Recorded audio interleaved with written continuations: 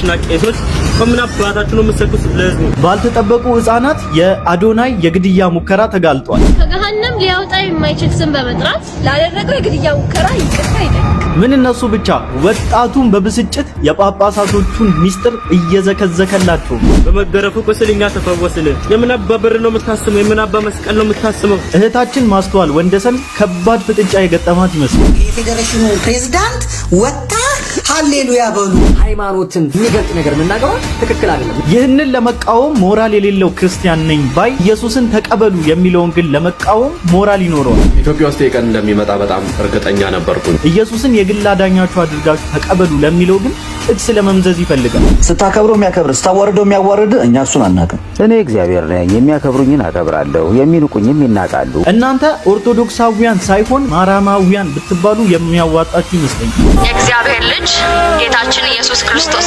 ማርያም ማርያም ማርያም ማርያም። ማንም ሰው መቼስ ይሄን እያወቀ ገደል አይገባም። ኦርቶዶክስ መሆን ከፈለጋችሁ በኢየሱስ ብቻ ማመን አትችሉ። ኢየሱስ ጌታ ነው ብላችሁ መናገር አትችሉ። ሌላኛዋን ቆራት ጀግና አያችኋት? ጌታ ኢየሱስ ክርስቶስን ማመስገን እፍረት ነው እንዴ? አፍቃሪ ጄኔሎ ውድድ አደርጋለሁ። በኔ ዘመን ኢየሱስ ብቻ ገኖ ይታያል። ኢየሱስ ገኖ እንዲገለጥ ካስፈለገ መንፈስ ቅዱስ በቦታው ላይ መገኘት አለበት። ምሕረቱ ብዙ ነው፣ ምሕረቱ ብዙ ነው፣ ብዙ ነው፣ ብዙ ነው፣ ምሕረቱ ብዙ ነው፣ ብዙ ነው። ሰላም ሰላም፣ እንዴት ናችሁ? እኔ ወንድማችሁ ጂሚ ቤሪያው ነኝ። ዛሬም እንግዲህ እንደተለመደው በቆንጆ ቪዲዮዎችና በአስተማሪ ቪዲዮዎች ሰዓትና ጊዜን ጠብቄ ከች ብዬላችኋለሁ። ሁላችሁም እንደተለመደው ቪዲዮን ከመጀመራችሁ በፊት ላይክ እያደረጋችሁ ቪዲዮን ጀምሩ። ሰብስክራይብም ያላደረጋችሁ ሰዎች ሰብስክራይብ እያደረጋችሁ ቤተሰብ ሁኑ። ወዳጅነታችሁን አጠናክሩ።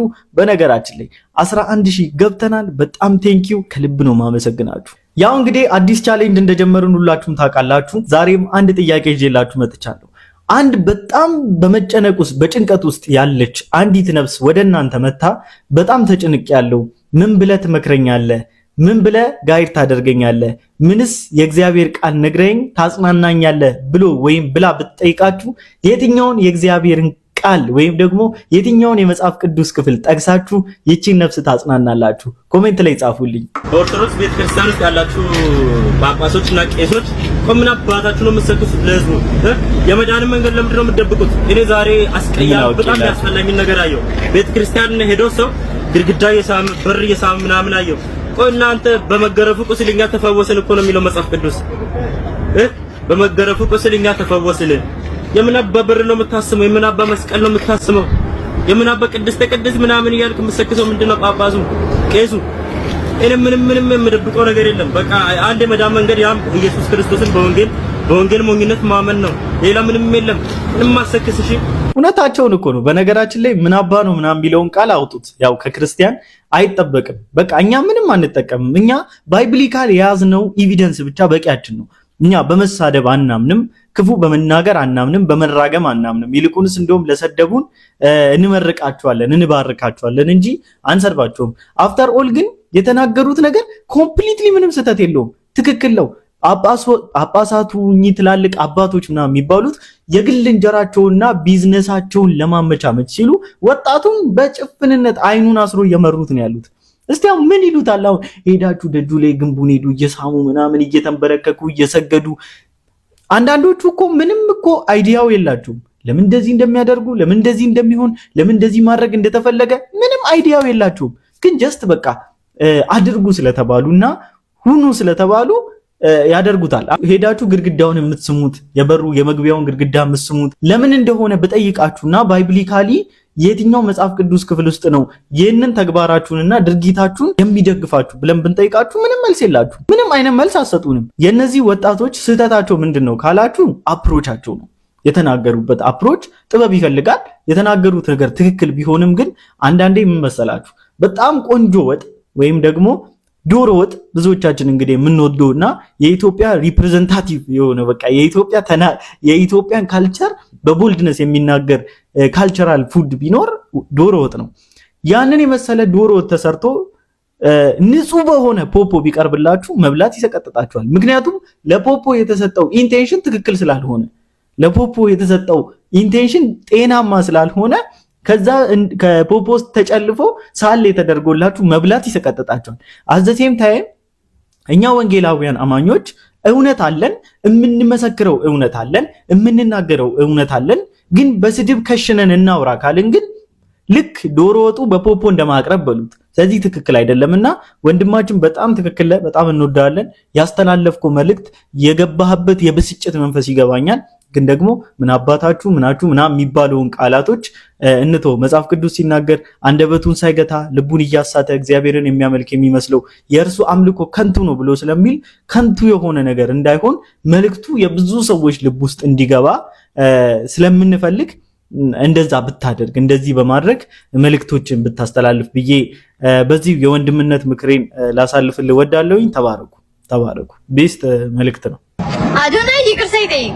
የአዳኙን የኢየሱስን ስም በመሸፈን ከገሃነም ሊያወጣ የማይችል ስም በመጥራት ላደረገው የግድያ ሙከራ ይቅርታ ይጠይቅ። እውነታቸውን እኮ ነው። በነገራችን ላይ ከባድ የግድያ ሙከራ ነው ያደረገው። ያውም በስጋ ለሚሞተው ምናምን ሞት አይደለም፣ ኢተርናል ላይፍ ዘላለማዊ ህይወት የሚያሳጣ ያንን ሞት ነው እንዲሞቱ ያደረገው። በዛ ላይ በነገራችን ላይ ይሄ ማወቅ አለበት። ምክንያቱም በዛ መድረክ ላይ ከባዱ የክርስቶስ ተቃዋሚ የነበረው እንደዛ አለባበሳቸውን መላቅጡ በወጣ መልኩ የለበሱቱ ሳይሆኑ አዶናይ ነው። ባይዘው የዛን ሁሉ ህዝብ ከኢየሱስ ክርስቶስ ላይ አቴንሽኑን አንስቶ አንዲት ፍጡር ወይም ደግሞ እግዚአብሔር በአምሳሉና በመልኩ በፈጠራት ላይ ትኩረታቸውን እንዲያደርጉ በማርያም ላይ ትኩረታቸውን እንዲያደርጉ ያደረጉት። እንዲህ ብለን ስንል በነገራችን ላይ ብዙዎቻችሁ ማትረዱት አንድ ነገር አለ። ማርያምን የማንወዳት ይመስላችኋል? ወይም ደግሞ ማርያምን የማናከብራት እንደ እናታችን የማናያት ይመስላችኋል? ኖ፣ እኛ ያለው መጽሐፍ ቅዱስ ካላት ውጪ አንቀበልም ነው እንጂ ማርያምን አንቀበልም አይደለም። ሂሪ ዘ ዲፍረንስ።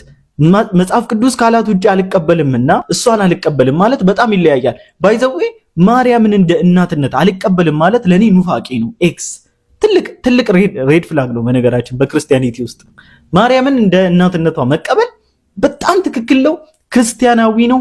ይሄ ባይብሊካል የሆነ ነገር ነው። ግን ምንንቃት ቢሆን ምናጥላላት ቢሆን ሺዝ ነቲንግ ብለን ምናስብ ቢሆን ኖሮ ኦፍ ኮርስ በጣም የተሳሳትነን ከባድ መናፍቅ እንባል ነበረ። ግን አይደለም።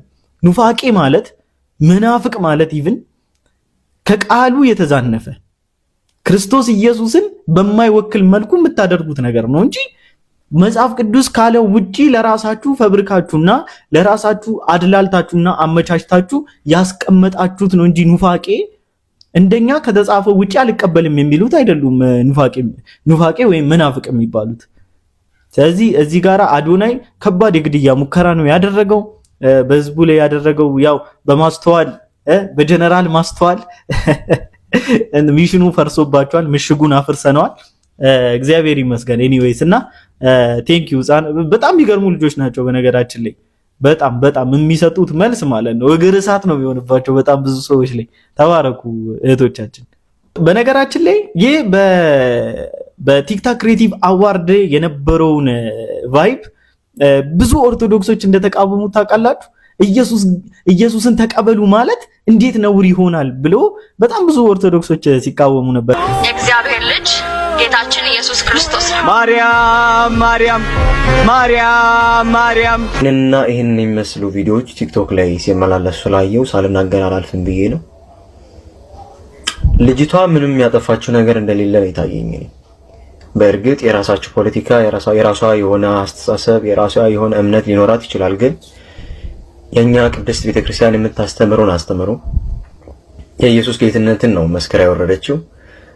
ስለ ፖለቲካው ስላላት አጀንዳ እኛ እሷ አያገባን። በእርግጥ ኢየሱስ ጌታ ነው። አሜን። በእርግጥ ኢየሱስ ክርስቶስን የያዘ ወደ ግራ የሆነው ህይወቱ ወደ ቀኝ የሚቃናበት፣ ወደ ታች የነበረ ህይወቱ ወደ ላይ የሚነሳበት፣ በእርግጥም ስኬት የሚመጣበት ስም ነው። አናፍርበትም በኢየሱስ። የሚገርም እኮ ነው። እንደዚህ አስተዋይ ወጣቶችም አሉ። በኮሜንት ኢቭን የነሱ ኢየሱስ እኮ አማላጁ ኢየሱስ ነው፣ የኛ እኮ ፈራጁ ነው፣ እንዴት ኢየሱሳችን አንድ ሊሆን ይችላል? ይሄ እኮ ያስተምሮ ልዩነት ነው እንጂ ኢየሱስ የተለያየ ሆኖ አይደለም እያለ በጣም ማቹርድ በቃ ተባረክ ወንድማችን። ምን የሚለውን ስታከብረው የሚያከብር ስታዋርደው የሚያዋርድ እኛ እሱን አናውቅም። ስታከብረው ያከብራል፣ ዝቅ ስታረገውም በፍቅር ካንተ ጋር ዝቅ የሚል አምላክ። አሁን ሲናገር ያደመጣችሁት እዚህ ቲክቶክ ላይ መንፈሳዊ እንቅስቃሴ የሚያደርግ ልደተ ቃል የተባለ ኦርቶዶክሳዊ ወንድማችን ነው።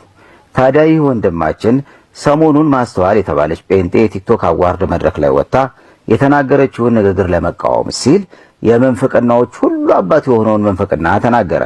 እንዲህ ሲል እሷ ያለችው ጌታ ሲያከብሩት የሚያከብር ሲንቁትም የሚንቅ ሲሆን የኛ ጌታ ግን ሲያከብሩት የሚያከብር ዝቅ ሲያደርጉትም እንደዛው ዝቅ የሚል ነው አለ።